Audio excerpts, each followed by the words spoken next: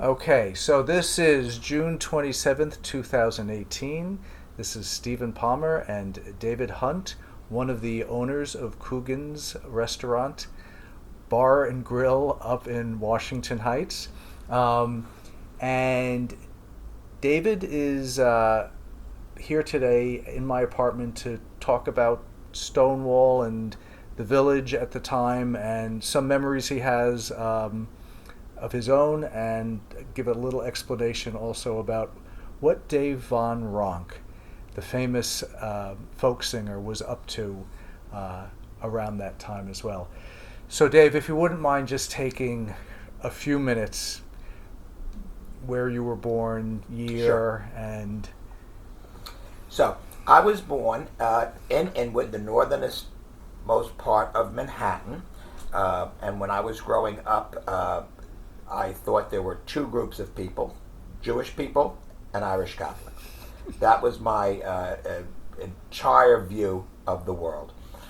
When I was 20 years of age, I enrolled at Fordham University Lincoln Center campus and answered an ad on a student job placement board for a job as a waiter in Greenwich Village.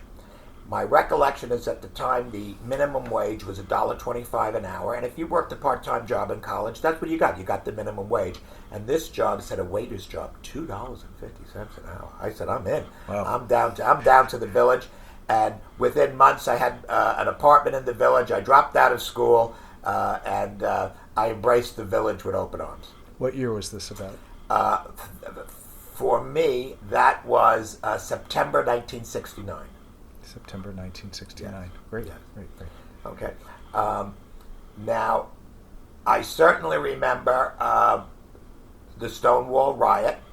However, as I put together where I was and the historical date, my impression must have first come from the media, because I was not there in June of '69. But the Stonewall became very famous after that, and it was sort of a landmark. Not my gay spot to go to. My gay spot to go to was actually Julius on 10th Street. That was the place where they had great burgers. It was a very, very mixed clientele bar in those days. And I was working up the block on 7th Avenue and 10th Street, and we were friendly with some of the bartenders and things. So sometimes we would stop down at Julius's for burgers and beers before work, and not the Stonewall. But my recollection now was that I worked in a straight bar on the very, very first Pride Day. But again, the historic dates don't match up with my memory. However, perhaps it was the first Pride March that began at Sheridan Square. Or maybe it was the Pride March that ended at Sheridan Square. But I know we reported for a normal Sunday brunch day, and it was always busy. But this time, this Sunday, we were swamped. It was non-stop. And I worked at a place right on West 4th and Barrow. It's now called the Spaniard, but at the time it was called Jimmy Day's. And from the day that Jimmy opened the doors of the bar restaurant, while it would be definitely categorized as a straight bar, it was always gay friendly. And we had a great camaraderie among the people who worked in bars and restaurants in the village. And naturally that meant a large percentage of that pool of people were gay and worked in gay clubs. But Jimmy Day's was open every night, serving food until 4 o'clock in the morning. So we got whole staffs of other people, of other restaurants, coming in at 1:30, 2 o'clock in the morning. And we got to be friendly with a lot of the folks. And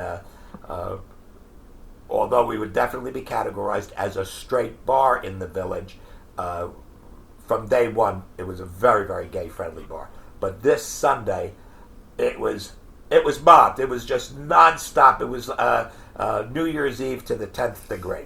And the two people who are in the photograph with me, Benny Barrerio and Carl Petro, we were working, and it was Benny Barrerio who said, "Hey, something's going on. We got to go figure this out," right? And we were kind of friends with the staff over at the Peter Rabbit, which I think was on 11th and Greenwich Street or 11th and Washington Street. This would be 1973, I think that's my best guess. And we went over there, and of course the party was going on nonstop. And what was Peter Rabbit? Oh, Peter Rabbit was I believe, a mob-owned gay club.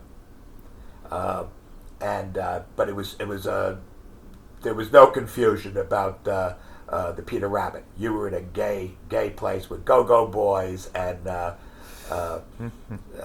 this was a party time on this particular Sunday. But we knew the staff, so it was a very comfortable time for us to go there. Anybody hit on you? As a matter of fact, they did. Which was very nice and which was very noticeable as I got older, and I'd go in and nobody would hit on me. I noticed, I noticed that very much. But so my recollection is I'd have to go back and find out where the first parade started and then what caused Sheridan Square to be the focal point. And it was just mobbed. I mean, it was nonstop. There was no way we could serve the people that were looking for service. We couldn't, the line would have been 2 hours for a wait for tables. People fight. You couldn't get to the bar was 6 deep. You couldn't pass the drinks out fast enough to people, But it was a big celebratory day. Let me back up a little bit. What was your any experience as a straight man with gay people growing up? None growing up. I grew up in a neighborhood that had absolutely no tolerance for any kind of different lifestyle. No sympathy, no, absolutely not on the charts to open a mind. It was when I went to the village, and specifically when I started working in the bars and restaurants in the village, where certainly no restaurant in the village had an all-straight staff. Right? So no matter what your attitude was on Monday, by Friday you were friends with gay people. Right? And there was whatever preconceived notion you had was gone in the working together. It's a very, very special environment working in a restaurant, because you have to depend on each other. You have to you sort of have to become friends very, very quickly with the staff that you're working with, and it opened my mind, and it was a wonderful experience for me. September of 1969 is just past Woodstock. Yeah. Can you give me a sense of the ambiance of Greenwich Village as you remember it at that time? Okay, so I enjoyed musically. The folk scene had already sort of passed. It was no longer. There were still clubs in the village that would have acoustic guitars and singers, but now people were going over to the East Village. I'm thinking of the Electric Circus on St. Mark's Place was drawing lots of people. Of course, everything now is electric. There was a lot more of the heavy metal sound that was coming in. And how about the Fillmore East? Well, that was for concerts, and they would have whoever they chose to headline there. But specifically, I'm talking about the clubs, and it seemed to me that while some of the big name folk people may still grab an audience, it was very, very difficult for younger people trying to start in the folk music scene to depend on Greenwich Village for a base. I think Folk City was Gertie's Folk City. Gertie's Folk City. Yeah. Was that one of the places you went to? Yes, and that had moved from their 4th Street over to 3rd Street at that point. When I was a kid in the early 60s, they had a live show from Gertie's Folk City on Sunday night from like 10 to 12 or something, and I used to take a transistor to bed with me and put it underneath my pillow and listen to Pat Sky and Dave Van Ronk and Joan Baez. And I don't know if these were artists who were in the club or if this was a DJ that played that music. But it was called Gertie's Folk City on Sunday night. Oh wow. The counterculture of the East Village, did that pour over to the West Village as well, or? My personal experience was that the East Village was much heavier into drugs. The Summer of Love, 1967, also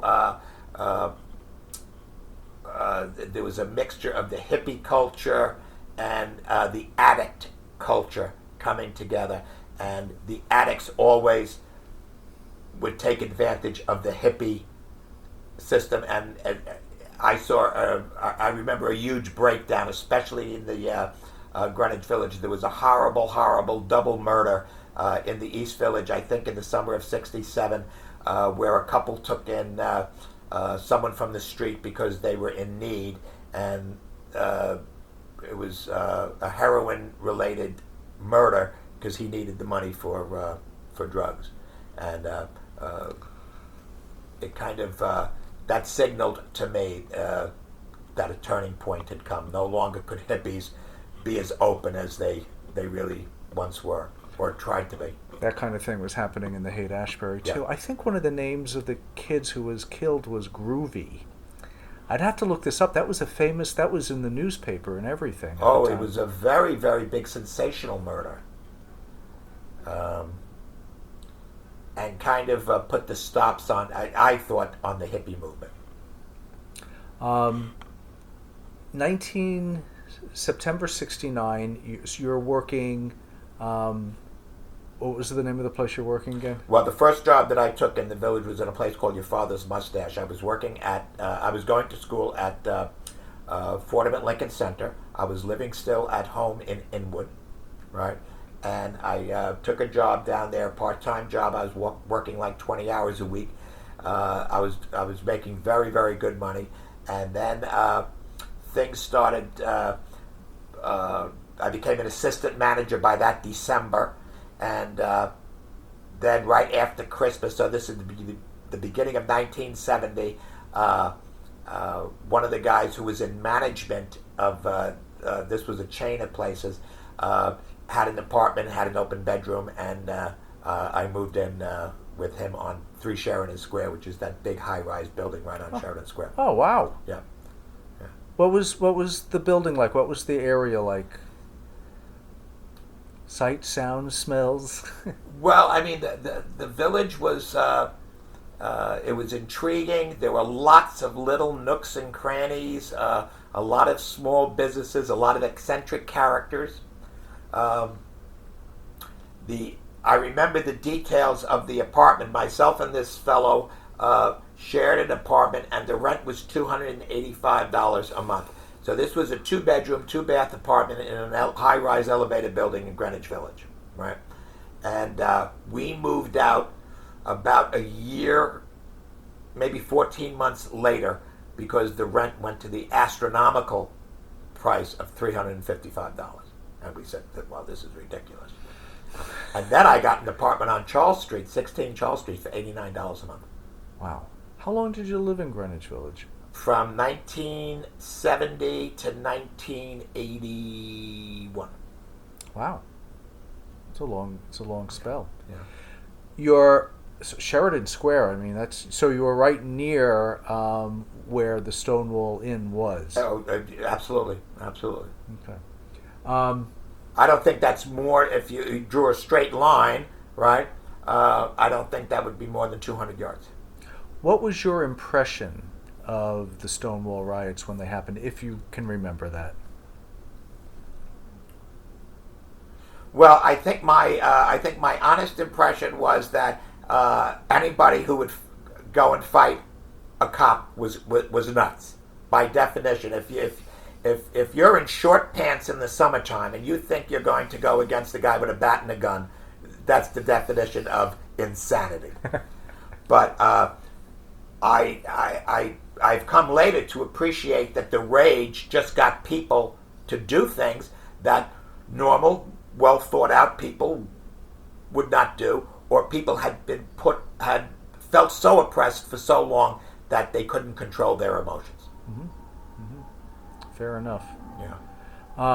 And only recently did I realize through some of the articles that have been written, apparently every person in the gay community that frequented gay bars knew that they were mob controlled, and because they were mob controlled, that was the only way that they could survive. Because if they weren't mob controlled and got that protection, they'd be raided constantly. Right. Right. So that if a gay couple decided to open up a place and not be mob connected, they would not have the connections to stave off the legal powers at those times. Mm-hmm. Mm-hmm. You mentioned, so if you were, where were you living June of 1970, the 1 year anniversary? We'll try and figure out. 3 Sheridan Square. 3 Sheridan Square. Yeah. Okay. I mean, I believe, and I could look this up and make sure of it, but I think, it was called the Christopher Street Liberation Day Parade. Yes.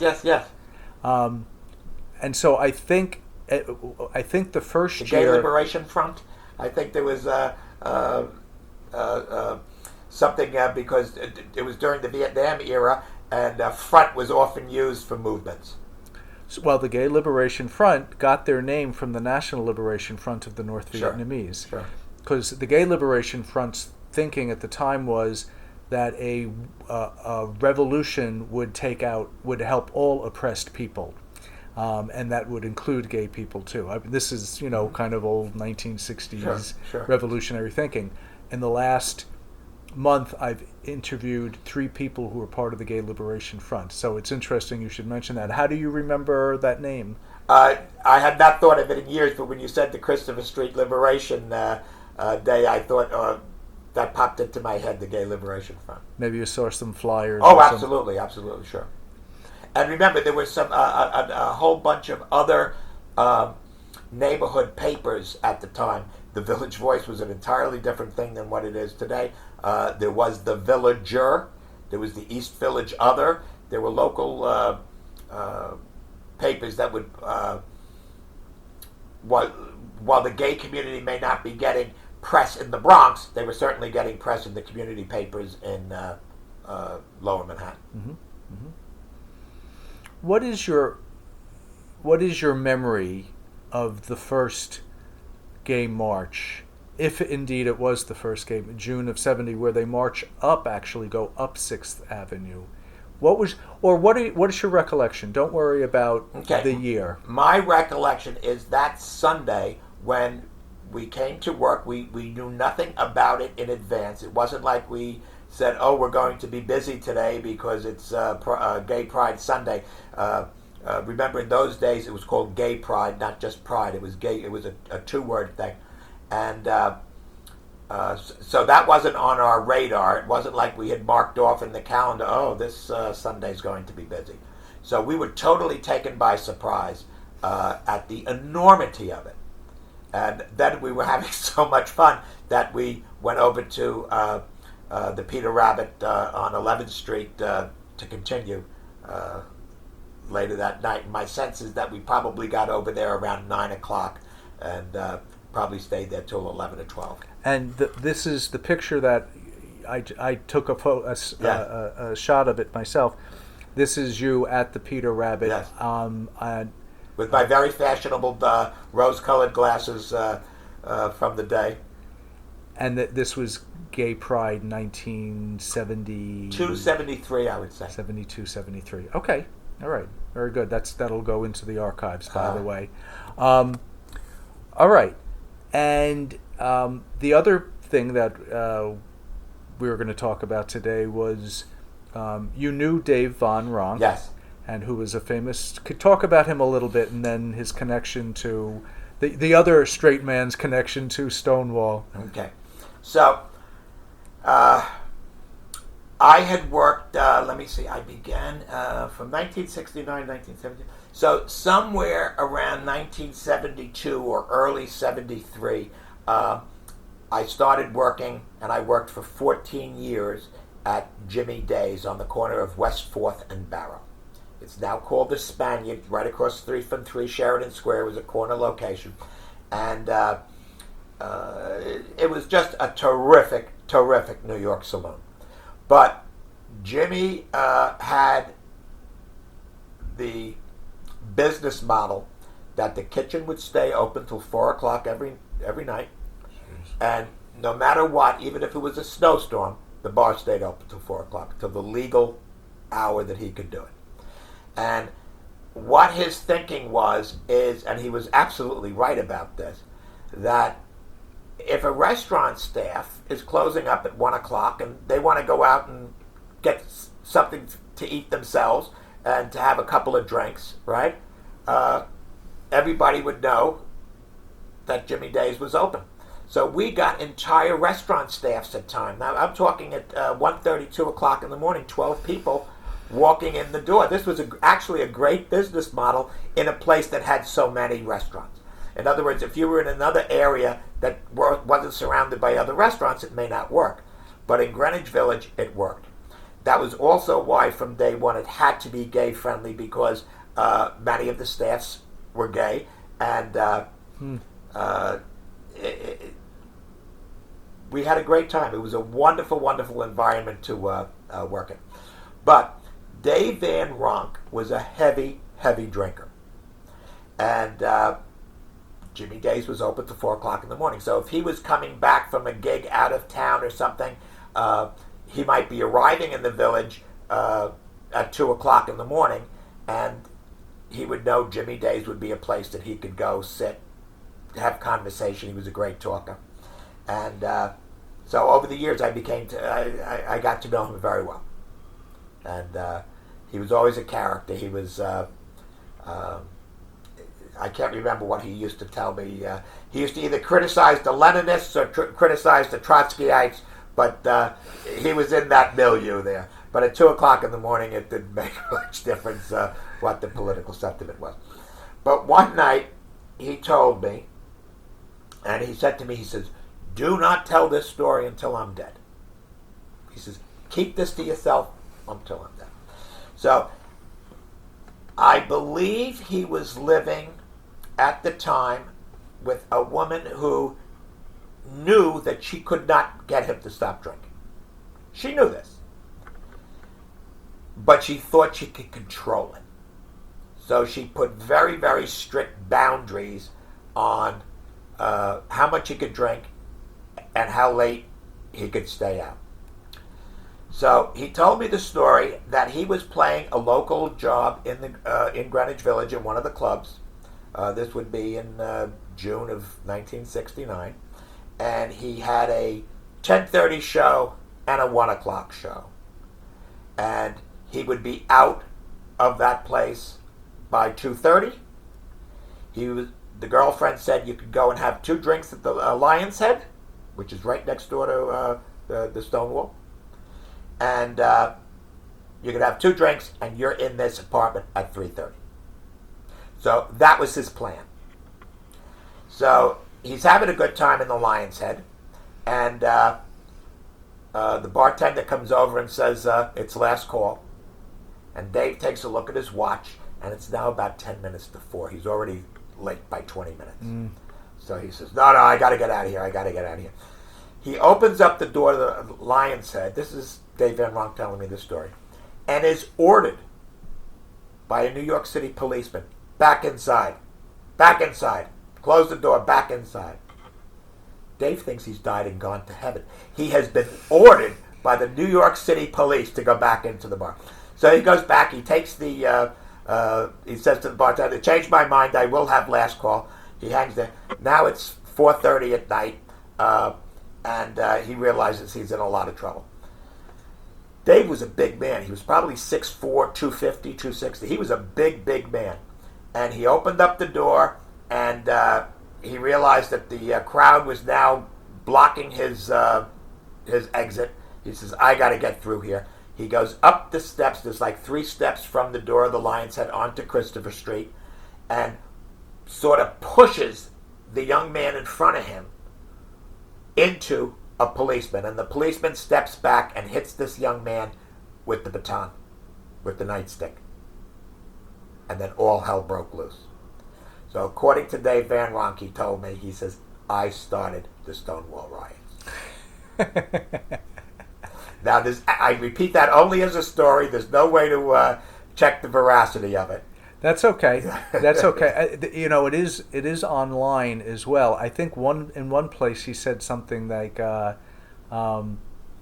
was a man of the left, and I just figured, well, there's a riot going on. I ought to become part of this or something. So I imagine over the years, he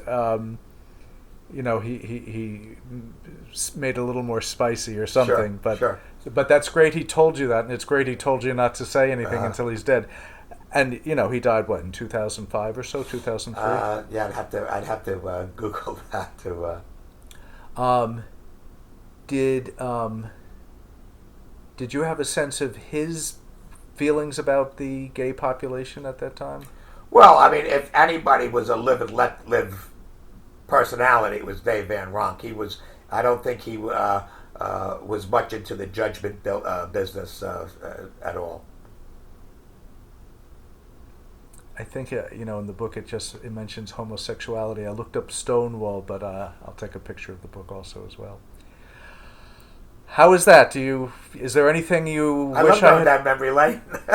Anything you wish I had asked? Anything you want to add to this? All these years later, watching as a straight guy in the village. Yes. There is something that I probably suspect that a lot of young gays do not realize what a journey these last 50 years have been for gay people. They just don't realize. Now, in my lifetime, I'm 68 years of age. In my lifetime, it has changed completely, where if a mother and father were not supportive of their gay child, they would really be condemned, almost universally condemned. When I was a youngster, there would be no parent that would admit that they had a gay child. Mm-hmm. So in 50 years, to make that change is an incredible, incredible accomplishment. And I, without a doubt, as I related, coming from a very closed-minded community to Greenwich Village and being changed so rapidly by working in a gay-friendly environment, it gives me great